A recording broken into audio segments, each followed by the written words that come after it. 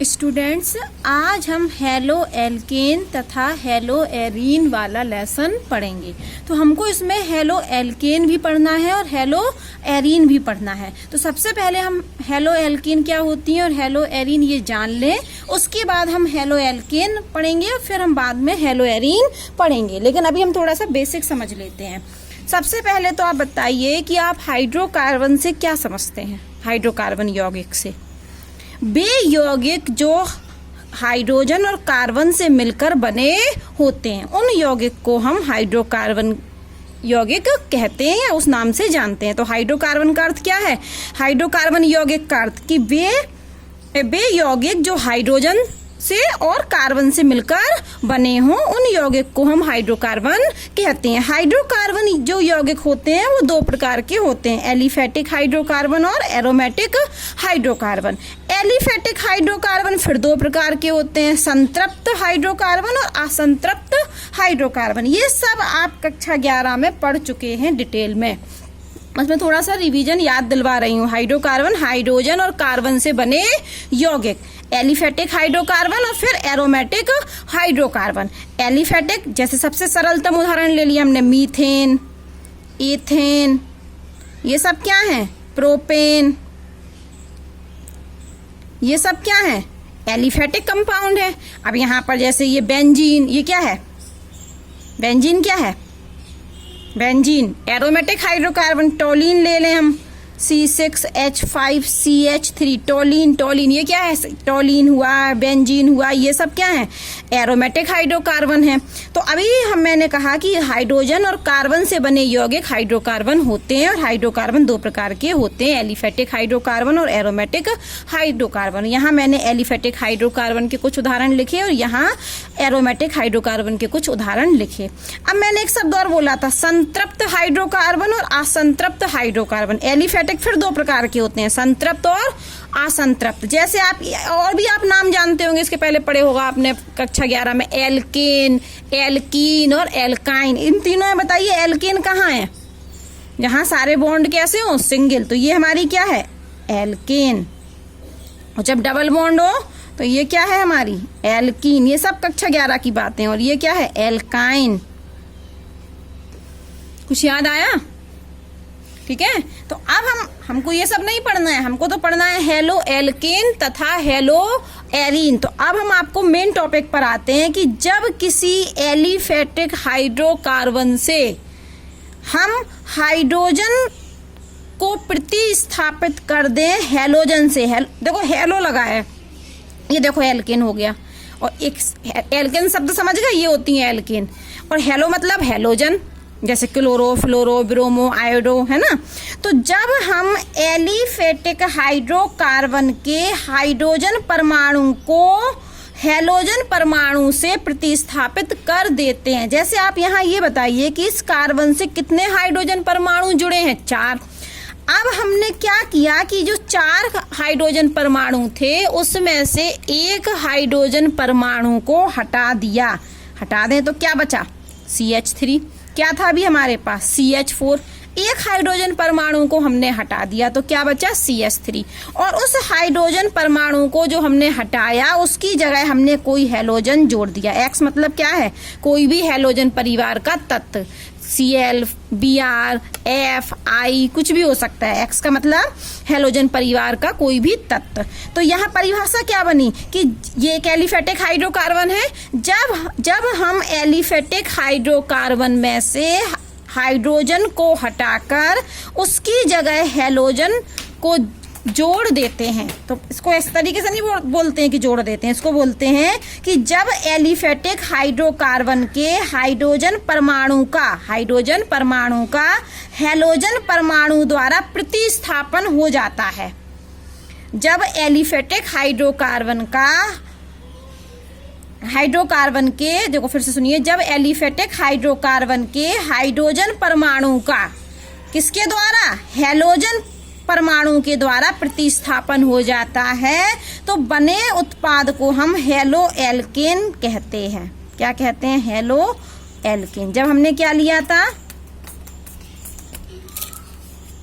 Aliphatic hydrocarbon. तो जब aliphatic hydrocarbon लिया और एक हाइड्रोजन हटा, सीधे शब्दों में कहें तो एक हाइड्रोजन हटा और उस हाइड्रोजन की जगह किसने ले ली? हैलोजन ने ले ली। और सही भाषा में बोलेंगे तो बोलेंगे एलिफेटिक हाइड्रोकार्बन के हाइड्रोजन परमाणु का हैलोजन परमाणु के द्वारा प्रतिस्थापन होता है, तब हैलोएल्केन प्राप्त होती हैं। अब हमने देखो यहाँ पर क्या लिया, एक एरोमेटिक हाइड्रोकार्बन। अब परिभाषा सुनिए, जब एरोमेटिक हाइड्रोकार्बन के हाइड्रोजन का, कौन सा हाइड्रोजन? एरोमेटिक हाइड्रोकार्बन का, एरोमेटिक हाइड्रोकार्बन के हाइड्रोजन का हैलोजन परमाणु के द्वारा प्रतिस्थापन होता है। यहाँ C6H6 था लेकिन एक हाइड्रोजन हट गया तो कितने बचा? H5, और उस हाइड्रोजन की जगह कौन आ गया? X।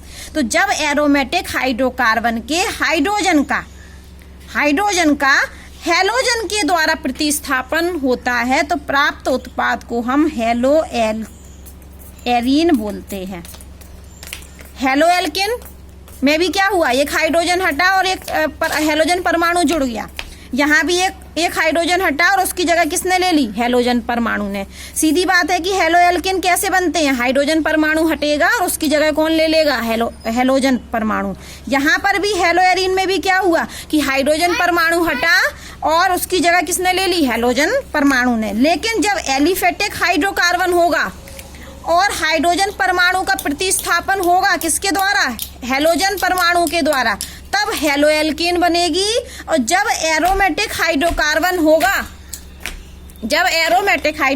होगा और उसके हाइड्रोजन का, एरोमेटिक हाइड्रोकार्बन के हाइड्रोजन का प्रतिस्थापन होगा हैलोजन के द्वारा, तब हैलोएरीन प्राप्त होती है। तो आप अच्छे से समझ गए होंगे कि हैलोएल्केन क्या होता है और हैलोएरीन क्या होता है। अब आप मुझे ये बताइए, एक नियम है, नियम सुनिए पहले फिर मैं समझाती हूँ। नियम है कि हैलोएल्केन में जो हैलोजन होता है वो sp3 संकरण वाले कार्बन से जुड़ा होता है। क्या बोला?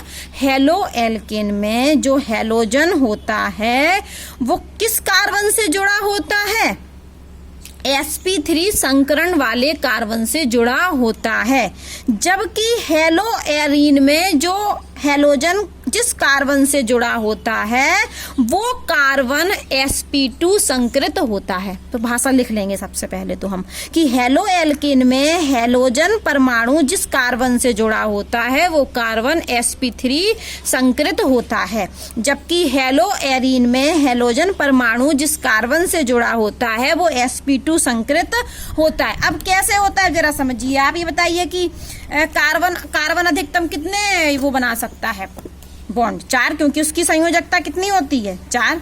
तो आप ये जानते हैं कि कार्बन 4 बॉन्ड बनाता है क्योंकि उसकी संयोजकता 4 होती है। अब हम इस उदाहरण को ही ले लें, CH4 को। तो ये कार्बन हो गया हमारा और इस कार्बन से क्या जुड़े हैं? ये 4 हाइड्रोजन जुड़े हैं। मैंने को खोलना है, इन स्ट्रक्चरों को खोल दिया, ठीक है। अब यहाँ पर ये क्या बना था? और CH3 और X। तो ये जो हैलोजन है वो हाइड्रोजन से नहीं जुड़ा है, वो किससे जुड़ा है? कार्बन से। देखिए ये फिर 4 वैलेंसी हमने लगा दी कार्बन की। और एक कार्बन से क्या जुड़े हैं? 3 हाइड्रोजन जुड़े हैं। तो एक हाइड्रोजन ये जोड़ दिया, एक हाइड्रोजन ये जोड़ दिया, एक हाइड्रोजन ये जोड़ दिया और ये हमने हैलोजन परमाणु जोड़ दिया। हमने इसी को ये क्या किया? खोल के लिख दिया और ये हमने इसको खोल के लिख दिया, ओपन कर दिया, स्ट्रक्चर ओपन कर दिया।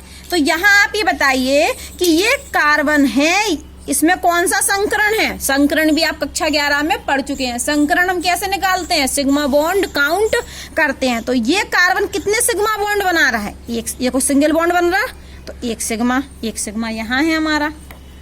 ये हमारा क्या है? एक सिग्मा यहाँ है, यहाँ भी सिंगल बॉन्ड, एक सिग्मा यहाँ, एक सिग्मा यहाँ, एक सिग्मा यहाँ। कितने सिग्मा हो गए? 4 सिग्मा का अर्थ क्या है कि ये कार्बन जो है वो कार्बन कैसा है? sp3 संकृत कार्बन है। ये जो कार्बन है वो sp3 संकृत कार्बन है, sp3 संकृत कार्बन। ये भी sp3 संकृत कार्बन है। 1 सिग्मा, 2 सिग्मा, 3 सिग्मा, 4 सिग्मा। हमने परिभाषा क्या बोली थी कि हैलोएल्केन में जो हैलोजन होता है, कौन? जो हैलोजन होता है वो किस कार्बन से जुड़ा होता है, sp3 संकृत कार्बन से जुड़ा होता है। देखो निकल के आ गया। अब हमने यहाँ क्या भाषा बोली थी कि हेलो एरीन में जो हाइड्रोजन परमाणु होता है वो जिस कार्बन से जुड़ा होता है वो sp2 संकृत होता है। इसको भी हम खोल के लिख लेते हैं। ये क्या है हमारी बेंजीन। बेंजीन का स्ट्रक्चर सब लोग जानते हैं। वैसे तो ये होता है, क्या होता है, ये होती है हमारी बेंजीन। एक डबल बॉन्ड, फिर एक सिंगल बॉन्ड, फिर एक डबल बॉन्ड, ये बेंजीन है। और यहाँ इसका स्ट्रक्चर बनाए तो यहाँ से ये क्या हो रहा है, एक हाइड्रोजन प्रतिस्थापित हो रहा है। ये डबल बॉन्ड, ये डबल बॉन्ड, ये डबल बॉन्ड, और यहाँ पर ये क्या जोड़ दिया मैंने, एक्स। अब हम कह रहे हैं कि ये वाला जो कार्बन है वो sp2 संकृत है, लेकिन अभी भी हमें समझ में नहीं आ रहा है, तो हम इसको और खोल लेते हैं। और खोलने के लिए हम क्या करते हैं, यहाँ पर ये क्या है, यहाँ पर ये इन 6 क्या है, ये कार्बन, ये 6 क्या है, कार्बन, और प्रत्येक कार्बन पर एक एक हाइड्रोजन होता है। ये हम और खोल देते हैं। देखो ये CH, फिर हमारा डबल बॉन्ड, फिर CH, फिर हमारा सिंगल बॉन्ड, फिर CH, फिर हमारा डबल बॉन्ड, फिर C, फिर हमारा CH, फिर हमारा डबल बॉन्ड और CH और सिंगल बॉन्ड। ठीक है, अब हम इस कार्बन को देखें। ठीक है, ऐसे हम इधर भी बना लेते हैं अभी समझने के लिए। ये देखिए इस वाले स्ट्रक्चर को भी अभी और खोलना है। ये ये नहीं ये गलत हो गया, नहीं सही तो है। ये CH, फिर हमारा डबल बॉन्ड, ये C, फिर सिंगल बॉन्ड, फिर CH, फिर डबल बॉन्ड, फिर CH, फिर सिंगल बॉन्ड, फिर CH, फिर डबल बॉन्ड और फिर CH और फिर ये सिंगल बॉन्ड। अब आप ये बताइए यहाँ जुड़ा है हैलोजन। देखो इस स्ट्रक्चर में कहाँ जुड़ा है, ये जुड़ा है हैलोजन। मैंने कहा कि जो हेलो एरीन होती है उसमें जो हैलोजन परमाणु होता है वो जिस कार्बन से जुड़ा होता है और वो कार्बन sp2 संकृत होता है। अब हम चेक करते हैं। इसको चेक करने के लिए आप देखिए कि ये कार्बन एक सिग्मा बॉन्ड तो ये बना रहा, तो एक सिग्मा ये हो गया, एक सिग्मा बॉन्ड, ये वाला किस कार्बन की बात हो रही है, एक सिग्मा ये हो गया। अब यहाँ पर ये डबल बॉन्ड बन रहा है, तो डबल बॉन्ड में क्या होता है, एक सिग्मा और एक पाई, तो पाई बॉन्ड तो हम काउंट करते नहीं है। तो ये कार्बन कितने सिग्मा बॉन्ड बना रहा है, एक सिंगल बॉन्ड की वजह से एक सिग्मा, ये यहाँ पर एक सिग्मा और यहाँ पर एक सिग्मा, तो कितने सिग्मा, 3 सिग्मा, और 3 सिग्मा का अर्थ है sp2 संकृत। तो ये कार्बन इस कार्बन में कौन सा संकरण है, sp2 संकरण है। तो ये कार्बन sp2 संकृत कार्बन है। यही तो हम बोल रहे थे बार बार कि हेलो एरीन में जो हैलोजन परमाणु होता है वो sp2 संकृत कार्बन से जुड़ा होता है, जबकि हेलो एल्केन में जो हैलोजन परमाणु जिस कार्बन से जुड़ा होता है वो कार्बन sp3 संकृत कार्बन होता है।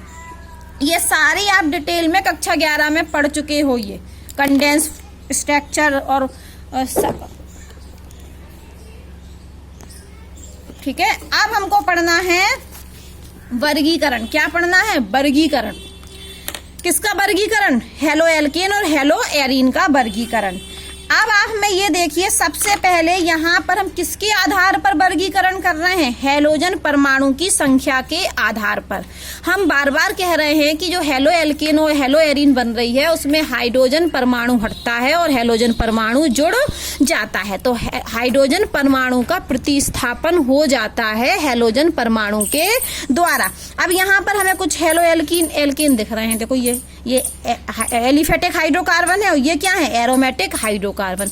ये तीनों एलिफेटिक हाइड्रोकार्बन है, जबकि ये तीनों एरोमेटिक हाइड्रोकार्बन है। और इनमें हो क्या रहा है, देखो यहाँ पर होना चाहिए था, अगर एथेन होती है, एल्केन होती तो C2H6 होता, लेकिन एक हाइड्रोजन हट गया और क्या जुड़ गया, हैलोजन, तो ये हेलो एल्केन बन गया। ये एल्केन नहीं रहा, ये इथेन नहीं रहा, क्योंकि यहाँ पर क्या जुड़ गया, हैलोजन, तो ये क्या आ गया, हेलो एल्केन बन गया।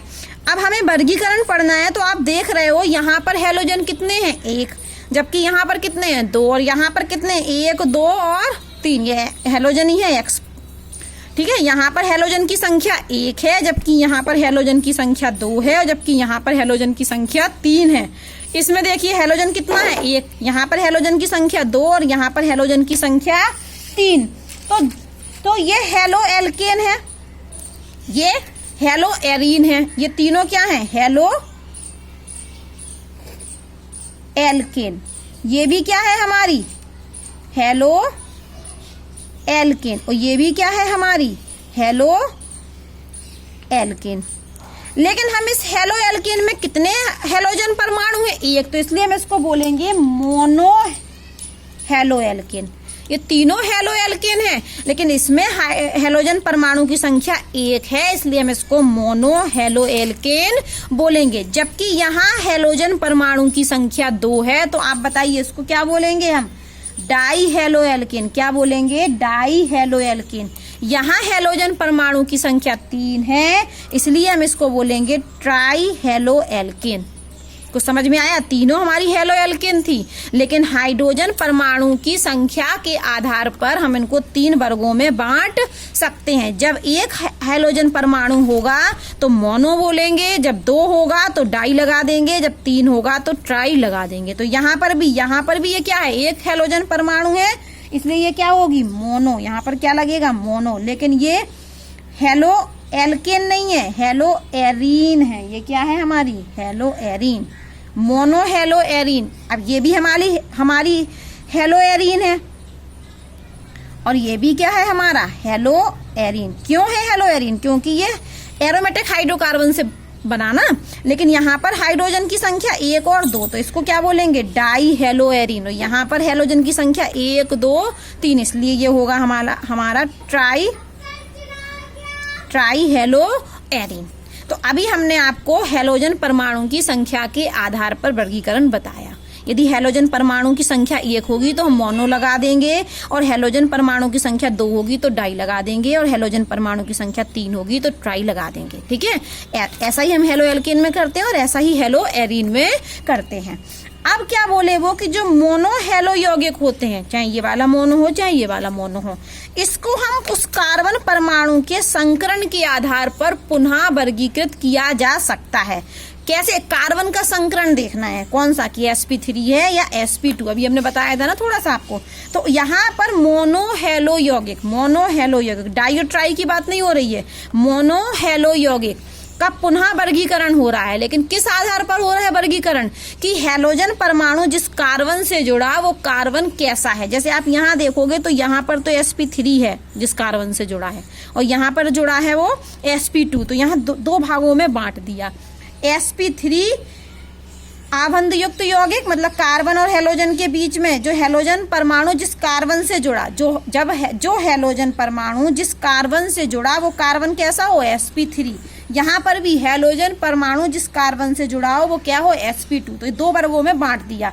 ऐसा कार्बन जहाँ पर कार्बन पर क्या हो? sp3 संकरण हो, वो वाले यौगिक, और ऐसा कार्बन जिस कार्बन पर sp2 संकरण हो, वो वाले यौगिक। तो उन हेलो एल्केन को हमने 2 भागों में बांटा। किसको? मोनो हेलो यौगिक को 2 भागों में बांटा, वर्गीकरण किया। किस आधार पर? संकरण के आधार पर, कि हेलोजन परमाणु किस कार्बन से जुड़ा है, कैसे कार्बन से जुड़ा है, sp3 संकरित से जुड़ा है या sp2 संकरित से जुड़ा है। अब sp3 संकरित से जुड़े कार्बन में ये 3 आते हैं, एल्किल हैलाइड, एलिलिक हैलाइड और बेंजिलिक हैलाइड, और जबकि sp2 में आते हैं वाइनिलिक हैलाइड, एरिल हैलाइड, ये 2 आते हैं। तो अब सबसे पहले हम पढ़ते हैं यहाँ से एल्किल हैलाइड।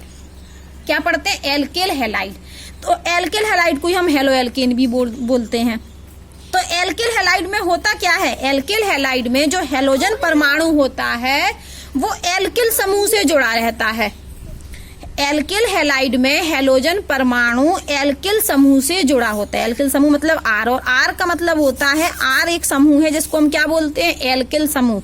उसका अर्थ होता है कि CH3 हो सकता है, C2H5, C3H7, कोई भी एल्किल ग्रुप हो सकता है। मतलब मिथाइल, इथाइल, प्रोपाइल, ब्यूटाइल, कोई भी ग्रुप, इन ग्रुप को हम एल्काइल ग्रुप कहते हैं। ये भी पिछली कक्षा 11 में आप डिटेल में पढ़ चुके हैं। तो एल्किल हैलाइड में क्या होता है? हेलोजन परमाणु एल्किल समूह से जुड़ा होता है। देखिए, जैसे हम उदाहरण ले लें, ये CH3 है, ये एल्किल समूह है और इससे कोई हेलोजन जुड़ गया, तो ये क्या बन गई? हमारी एल्किल हैलाइड। अब हमने यहाँ से फिर ले लिया एक एल्किल ग्रुप C2H5 और एक हेलोजन परमाणु जोड़ दिया, तो ये हमारी क्या बन गई? Alkyl halide. अब हमने फिर ले लिया C3H7 और ये एक X जोड़ दिया।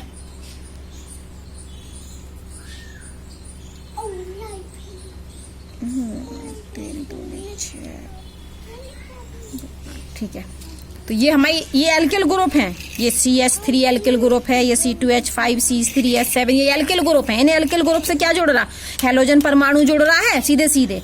तो ये सब क्या है, हमारी एल्किल हैलाइड है। एल्किल हैलाइड में हैलोजन परमाणु एल्किल समूह से आबंधित रहता है। ठीक है, अब आप मुझे ये बताइए कि एल्केन का सूत्र क्या होता था। आपको याद है किसी बच्चों को एल्केन का सूत्र होता था CnH2n+2, याद कीजिए।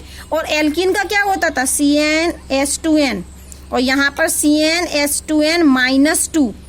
मतलब जो कार्बन की संख्या अगर 1 है तो हाइड्रोजन की कितनी होगी, n का गुणा 1 में करो 2 और 2 4, मतलब CH4 बनेगा। ये आपको सूत्र याद है। तो यहाँ पर हेलो एल्कीन में तो एक हाइड्रोजन हट रहा, तो ये क्या होगा इसका सूत्र, हेलो एल्केन में एक हाइड्रोजन हटा दें हम, 2n+2 था तो 1 कर दें, तो हेलो एल्केन का सूत्र क्या होगा, CnH2n+2। तो हेलो एल्केन का था, लेकिन यहाँ पर एक हाइड्रोजन हट गया तो 2 की जगह क्या बचा, 1, और एक क्या जुड़ गया, X। तो ये हमारा हेलो एल्केन का सूत्र होता है।